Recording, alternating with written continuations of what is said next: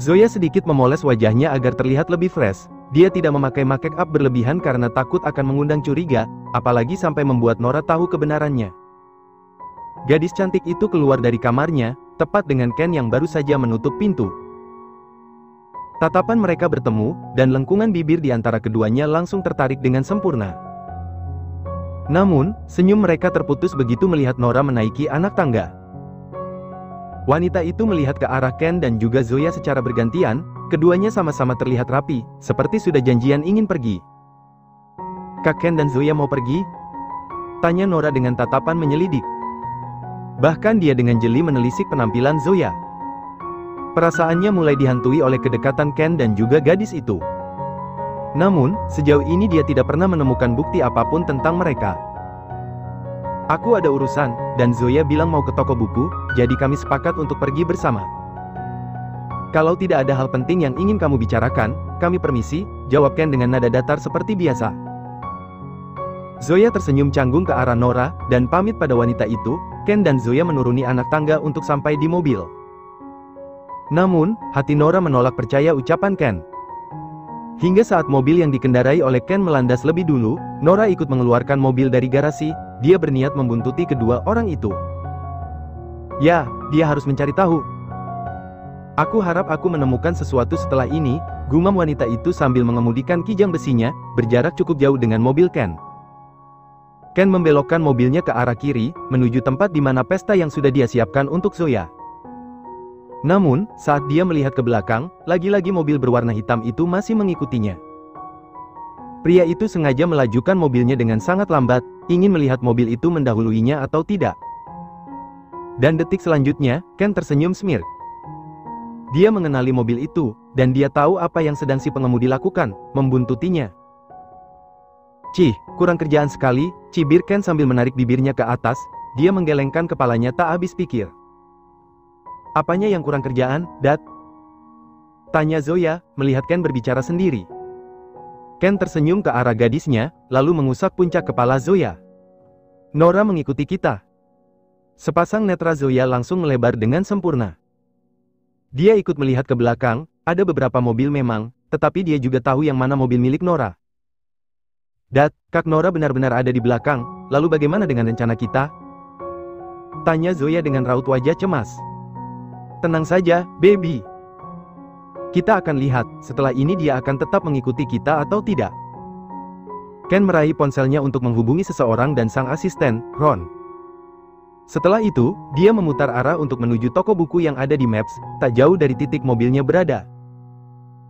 Ken akan mengikuti permainan Nora.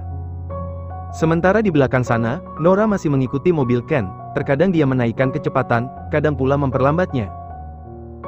Dahinya terus mengernyit cemas. Takut apa yang ada dalam pikirannya benar-benar terjadi. Takut Zoya dan Ken memang memiliki hubungan di belakangnya. Bila seperti itu, betapa bodohnya dia. Karena selama ini dia tidak mengetahui apapun tentang mereka berdua. Nora mengerem mobilnya secara mendadak, karena Ken menghentikan pula mobilnya di depan sana. Hampir saja dia menabrak pembatas, karena kurang fokus antara jalanan dan pikirannya. Dan benar saja, Zoya turun dari mobil Ken, tepat di depan toko buku. Nora bisa melihat dengan jelas, gadis itu masuk sendirian, sementara Ken kembali menjalankan mesin mobilnya. Nora memejamkan matanya merasa kalut, tetapi tubuhnya seolah tidak ingin diajak berhenti untuk mencari tahu. Wanita itu kembali mengikuti Ken. Dia dengan bodohnya berputar-putar di jalanan yang sama. Nora masuk dalam perangkap Ken. Dan wanita itu sama sekali tidak menyadarinya. "Sebenarnya Kak Ken mau kemana?" gumam Nora. Dia menggigit bibir bawahnya, sepasang matanya dengan jeli terus menatap mobil itu tanpa henti. Hingga akhirnya dia kembali mengerem, dan memberi jarak aman antara dirinya dan juga Ken. Dia melihat ke atas, sebuah logo Hotel Bintang 5 berhasil dia tangkap. Dia terus bergeming, hingga Ken keluar dari mobilnya sendiri, dan di pintu masuk pria matang itu sudah disambut oleh wanita cantik.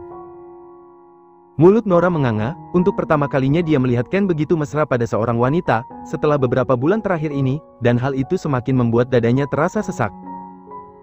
Jadi Kak Ken masih bermain dengan mereka? Dia tidak pernah berubah? Apa aku juga harus menjadi seperti mereka agar Kak Ken mau melihatku? Merembes sudah air mata wanita itu. Namun, anehnya dia terus saja mencintai Ken, meski rasa itu perlahan membunuhnya. Membuat dia tidak bisa menerima pria lain, selain Ken, orang yang jelas-jelas sudah menolaknya mentah-mentah. Sementara di ujung sana, Ken mengapit pinggang sang wanita untuk masuk ke dalam hotel, bibirnya terus tersenyum semir, puas sekali mengerjai Nora. "Terima kasih sudah membantuku, uang bonus nanti aku transfer," ucap Ken lalu melepaskan tangannya.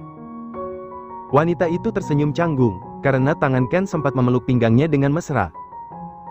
Dan wanita itu adalah Siska, sekretaris Ken di kantor. Orang yang dia ajak kerjasama untuk mengelabuhi Nora. "Iya, Tuan. Sama-sama." Nora terus menangis di dalam mobilnya, dia benar-benar tidak melihat Ken keluar lagi. Pastilah di dalam sana pria matang itu tengah memadu kasih dengan teman kencannya. Lalu untuk apa dia menunggu? Bukankah hatinya akan semakin sakit, bila dia terus berada di sini? Akhirnya dengan sesak yang memburu dan mengikat dadanya, Nora kembali mengemudikan kendaraan roda 4 itu. Malam ini dia akan tidur di restorannya lagi. Dia ingin menenangkan diri. Sementara dari arah lain, Ron sudah bersama Zoya. Dia menjemput gadis itu di toko buku sesuai dengan perintah Ken. Zoya terlihat cemas, takut rencana Ken gagal. Dan Nora mengetahui semuanya. Dia tidak tahu saja, bahwa sang pria kini tengah bersantai menunggunya. Tak hanya Nora yang menjadi penghalang acara mereka malam ini. Ken juga menghubungi orang-orangnya untuk menjaga ketat hotel tersebut. Hingga 2 pengawal bayangan yang dikirim kakek Abian pun tak bisa mengorek informasi apa-apa. Semuanya seolah tersusun begitu rapi dan rapat, kedua orang itu bahkan dibuat babak belur. Ken selalu tahu bagaimana cara mengatasinya, dan siapa saja orang-orang yang dikirim oleh kakeknya. Dia bukan bocah kecil yang bodoh sekarang. "Cih, kakek pikir bisa melawanku? Sudah tua, kelakuannya masih saja seperti itu, tidak ingat umur apa. Bisanya mengganggu kesenangan anak muda," gerutu Ken sambil menyilangkan kedua kakinya. Sementara Siska yang mendengar itu, hanya bisa mengerutkan keningnya dan diam saja. Tak berapa lama kemudian, mobil yang dikendarai oleh Ron telah sampai. Pria itu segera menghubungi sang tuan bahwa dia sudah berada di parkiran. Senyum merekah dari bibir Ken terpahat sempurna. Dia bangkit dan segera bersiap-siap untuk menyambut Zoya, dan memberikan pesta kejutan untuk gadis cantik itu. Ada rasa gugup yang tiba-tiba menyerang. Untuk kesekian kalinya, jantung Ken berdetak sangat kencang. Seperti anak muda yang baru saja mengenal cinta, pria matang itu sampai tidak bisa mengontrol dirinya. "Oh my god, kenapa aku jadi gugup seperti ini?" gumam Ken sambil merapihkan jasnya. Dia sama sekali tidak ingin terlihat jelek di mata Zoya. Semuanya harus sempurna, termasuk penampilannya. Pria matang itu berulang kali menarik nafas dan membuangnya secara perlahan. Mengusir gemetar-gemetar yang tiba-tiba menyergap tubuhnya. Ken kembali berusaha untuk menampilkan senyum terbaiknya.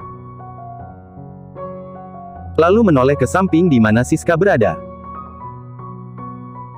"Sis, kamu sudah bawa kain penutupnya?" tanya Ken. "Sudah, Tuan. Ada di tasku," balas Siska yang ditugaskan untuk membawa kain penutup, untuk menutup mata Zoya. Tak lupa juga dia menyewa seorang fotografer untuk mengabadikan momen spesial kekasihnya. Zoya dan Ron datang, gadis itu berjalan di belakang Ron, mengikuti langkah kaki pria itu untuk masuk ke dalam. Dan begitu Zoya menangkap bayangan Ken, dia langsung mengulum senyum tipis.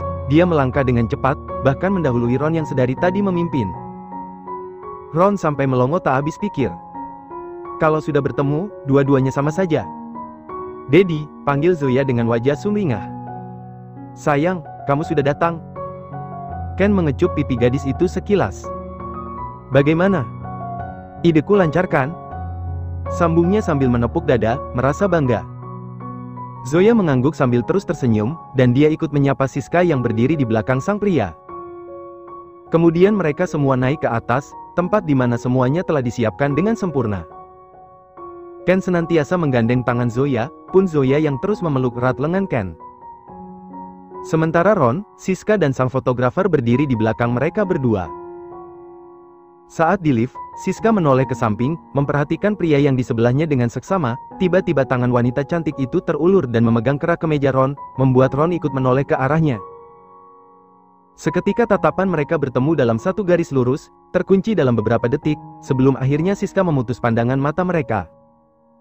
"Maaf, Asisten Ron. Aku lihat kemejamu sedikit berantakan, aku hanya membantumu merapikannya saja," ucap Siska sambil menarik tangannya yang telah lancang. Dia langsung menundukkan kepala, merasa malu sendiri dengan tindakannya barusan. Tindakan refleks yang dia lakukan secara tidak sadar. Sementara di sampingnya, Ron meneguk ludahnya, dia jadi ikut salah tingkah, entah sebab apa. Padahal hanya kerak kemejanya yang Siska pegang, apalagi kalau yang lainnya. Pikiran Ron malah jadi kemana-mana. Saat mereka keluar dari lift, Ken menahan lengan Zoya yang sudah ingin melangkah. Hingga membuat gadis cantik itu menoleh ke arah Ken. "Ada apa, Daddy?" tanyanya. Bukannya menjawab, Ken malah menengadahkan tangan ke arah Siska meminta sesuatu, dan wanita itu langsung memberikan penutup mata yang Ken minta.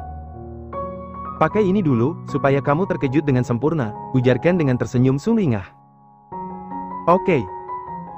Zoya menurut, dia langsung membalikkan tubuhnya, dan membiarkan Ken menutup kedua matanya dengan secarik kain berwarna hitam itu. Seketika pandangan matanya menjadi gelap, Zoya tidak bisa melihat apa-apa. Zoya meraba-raba ruang di sampingnya mencari keberadaan Ken, hingga sebuah tangan terulur dan dia langsung menangkapnya. Dia begitu yakin, tangan yang dia genggam adalah tangan sang pria. Dan semua itu terbukti, dengan sebuah suara yang berbisik di telinganya. "Let's go my queen." Ken mulai menuntun Zoya untuk menyusuri lorong hotel tersebut. Sementara ketiga orang di belakang mereka senantiasa mengekor, Ken menyuruh fotografer terus mengarahkan kameranya ke arah Zoya, karena dia tak ingin melewatkan momen manis ini sedikit pun. Hingga mereka berdiri di sebuah kamar, Ken langsung membukanya dan Zoya bisa mendengar decitan itu. Senyumnya semakin merekah, dia mulai tidak sabar dengan semua yang telah Ken siapkan. Jantungnya sedari tadi berdendang ria, ikut memompa tak kalah cepatnya. "Are you ready, baby?" tanya Ken, lalu mengecup punggung tangan Zoya yang sedari tadi ada dalam genggamannya. Ditanya seperti itu, Zoya semakin gugup. Dadanya semakin berdebar dengan kencang, bahkan keringat dingin kini mulai bermunculan. Sebenarnya apa sih yang Ken siapkan? "Daddy, bisakah dipercepat?" Jantung Zoya bisa lepas jika Daddy terus seperti ini. Bukannya menjawab iya, Zoya justru memprotes pertanyaan Ken. Membuat pria matang itu terkekeh. "Baiklah, Daddy akan membuka penutup matamu. Siap-siap ya." Zoya membuang nafasnya kasar, Ken melepas pegangan tangannya dan beralih ke belakang tubuh Zoya untuk membuka secarik kain itu. "Dalam hitungan ketiga, kamu boleh membuka mata, baby. 1, 2, 3. Dek." Mulut Zoya terbuka lebar, dengan mata yang membulat sempurna dengan pemandangan di depan matanya. Sebuah kamar yang sudah didekor dengan sangat indah, dipenuhi kelopak bunga dan balon berwarna merah. Tak lupa ucapan, "Selamat ulang tahun," menggantung di atas sana. Di sudut ruangan ada sebuah meja yang dipenuhi berbagai macam hadiah, setiap sudut ruangan ini benar-benar diisi dengan sesuatu yang memanjakan matanya. Ken menyiapkan semua ini untuknya. Gadis cantik itu menoleh ke samping, di mana Ken berada. Ken tersenyum lebar, karena berhasil membuat Zoya terkejut dengan pesta yang dia siapkan. "Happy birthday, baby," ucapnya sambil mencuri kecupan di pipi Zoya. Wajah Zoya merona, dan detik selanjutnya dia langsung memeluk tubuh Ken erat. "Thank you so much. Terima kasih sudah mengingat ulang tahun Zoya," ucap gadis itu sambil menangis haru, merasa bahagia. Biasanya Maureen yang akan menyiapkan semua ini untuknya, tapi kali ini justru Ken yang menggantikannya. Dia tidak pernah berpikir akan mendapat kejutan seperti ini. Hatinya semakin menghangat, membuat perasaannya semakin membuncang hebat. "You're welcome, baby. Kamu pantas mendapatkannya." Ken terus mengecupi kepala Zoya, dan memeluk gadis itu tak kalah erat. Kebahagiaan itu sangat jelas terlihat, Siska dan Ron bisa merasakannya, bagaimana Ken mencintai gadis bernama Zoya. Semenjak berhubungan dengan gadis itu, Ken lebih banyak berubah. Setiap ke kantor pria itu terlihat lebih ceria, dan jarang sekali marah-marah. Setelah puas berpelukan, Ken mengajak Zoya untuk masuk ke dalam, melihat seisi ruangan yang ditaburi kelopak bunga mawar merah. Aroma harum serta memanjakan pun menguar dengan begitu menyengat di indera penciuman mereka. Langkah Ken dan Zoya berhenti tepat di depan meja yang berisi hadiah dan kue ulang tahun yang sudah tersedia. Ken mengangkat kue tersebut dan menyalakan lilin, lalu berdiri di depan Zoya. "Makek awis, dan setelah itu kamu boleh tiup lilinnya." Zoya mengangguk sambil mengulum senyum, dia memejamkan matanya. Zoya ingin takdir baik setelah ini. Satu kalimat itu terucap dengan lantang dari mulut Zoya. Lantas dia membuka mata dan langsung meniup lilin-lilin yang menyala tersebut. Ken kembali menarik kepala Zoya dan menghadiahkan kecupan dalam di sana. "Sekali lagi happy birthday, baby." Ken meletakkan kue dan mengambil pisau, mereka makan dengan saling menyuapi bahkan terkadang mencium satu sama lain. Tidak peduli pada ketiga orang yang tengah menonton mereka, Zoya dan Ken malah semakin asyik bercengkrama. "Dad, apa ini hadiahku?" tanya Zoya sambil memeluk boneka teddy bear yang sangat besar itu. Ken mengangguk. "Iya, sayang. Tapi ada satu hadiah lagi yang ingin Daddy berikan." Ujarnya membuat Zoya langsung memiringkan kepalanya. "Apa?" "Follow me." Ken menarik lengan Zoya. Ken menarik lengan Zoya untuk ikut dengannya. Begitupun dengan ketiga orang yang berada di dekat mereka, selalu saja mengekor bagai parasit yang menempel, tapi memang itulah yang Ken perintahkan, membuat mereka menjadi saksi kesungguhan cintanya pada Zoya. Ken membuka salah satu pintu, akses ke ruangan lain, dan mereka semua langsung disuguhi kolam yang kembali dipenuhi kelopak bunga mawar merah. Entah butuh berapa banyak tangkai, hingga membuat semua air kolam tertutup dengan kelopak indah itu. Di sana memang difasilitasi kolam renang yang berada di dalam ruangan. Dan semua ini adalah ide pria yang senantiasa menggenggam tangan Zoya. Suasana temaram di sana menjadi romantisme yang paling indah.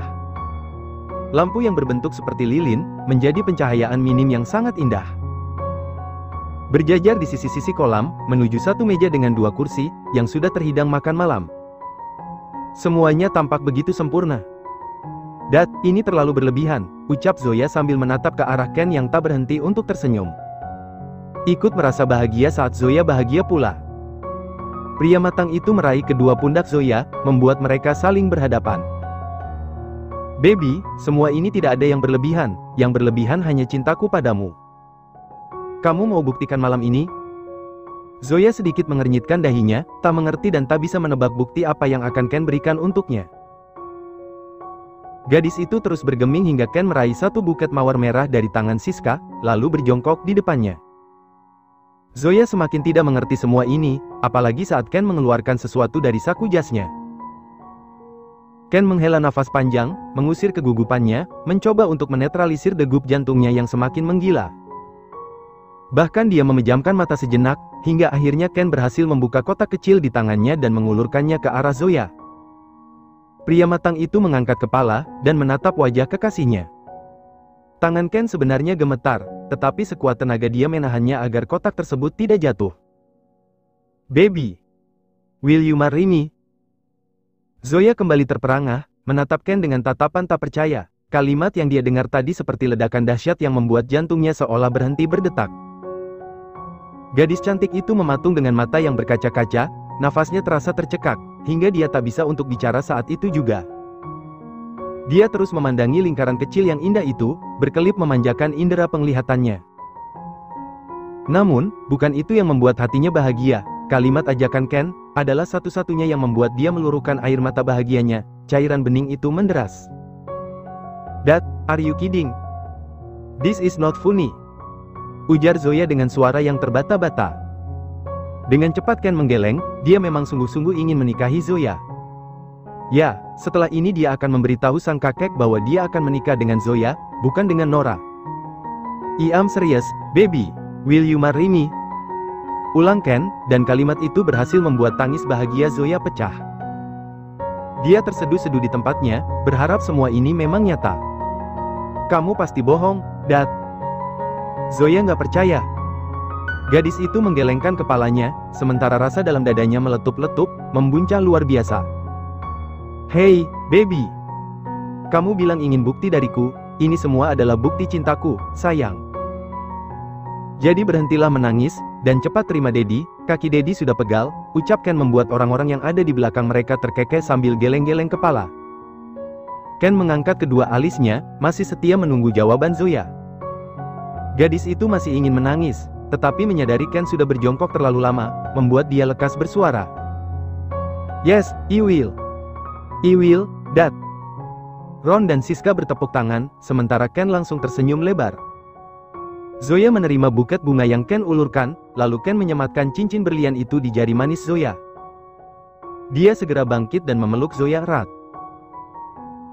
Pria itu berharap, semua angan yang dia ciptakan bersama Zoya memang benar-benar bisa terwujud. Dia mencium puncak kepala gadisnya, tetapi merasa tak puas. Ken segera meraih dagu itu dan menyatukan bibir mereka. Semua orang membulatkan matanya, mereka paham apa yang akan terjadi selanjutnya. Kompak mereka mundur secara alon-alon, sementara kedua sejoli itu menceburkan diri ke dalam kolam renang. Giur! Pertautan itu sama sekali tak terlepas. Ken semakin memperdalam ciumannya dengan menahan tengkuk Zoya. Tubuh mereka yang basah, bermandikan air bunga tak menjadi masalah. Ken malah semakin gencar menjamah tubuh yang menjadi candunya ini, semuanya terasa semakin manis, dan dia ingin terus mengarunginya bersama sang kekasih.